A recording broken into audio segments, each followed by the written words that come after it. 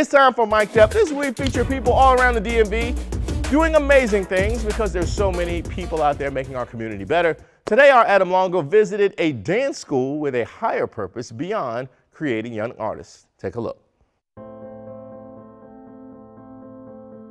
Particularly for students that are naturally gifted in dance, it's a calling, it's a purpose, it's a pathway to a career.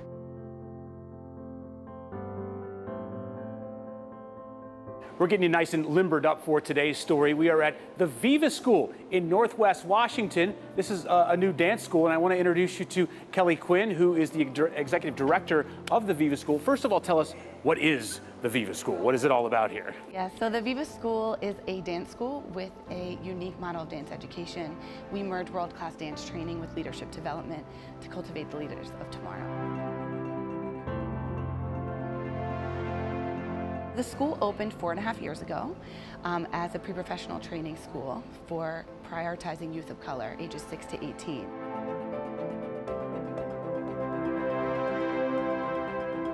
I want to become a choreographer, and I also want to be a writer. I hope to become a company member with a professional dance company. All right, with Chandani now, who is the artistic director here at the VIVA School. You've got a class here. What are you going to be taking them through today? Okay, so today we have contemporary class, and so you're going to see students in a warm-up, and we're going to do some technical work, and then we're going to go across the floor. 1, 2, and dig. Go.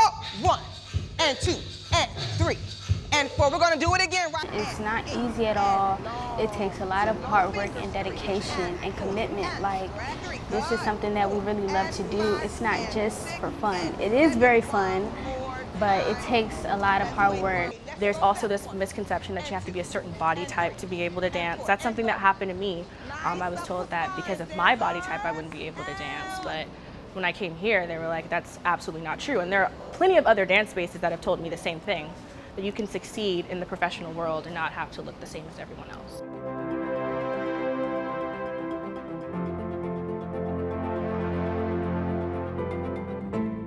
Why is it so important to get youth of color involved in dance? Is there a void where that's concerned right now?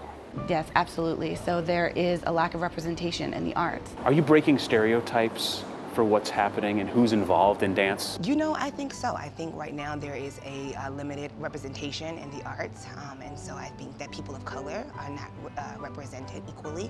And I think here at the VIVA School, we are pushing those boundaries, and we are really contributing to a cultural shift in the arts. So I'm going into college double majoring in dance and English. Okay. Do you already know where you're going? You've been accepted? I've already committed.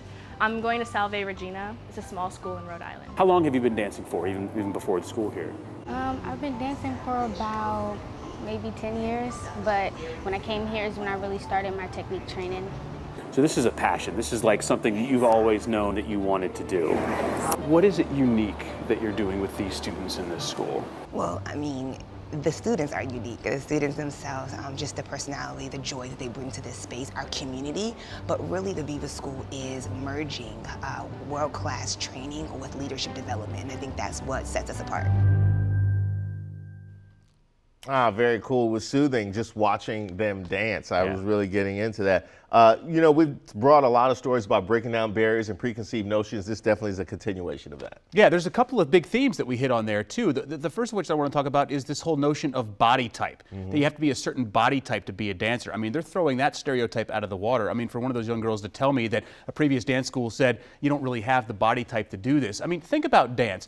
Dance needs to appeal to all of us. We need to be able to see ourselves in the dancers that we go and watch perform. So they need to look like us. They need to look like everybody. And the second misconception is that dancers aren't athletes. We were having this discussion with them sort of offline. They were contorting themselves into positions and holding it while making it look effortless.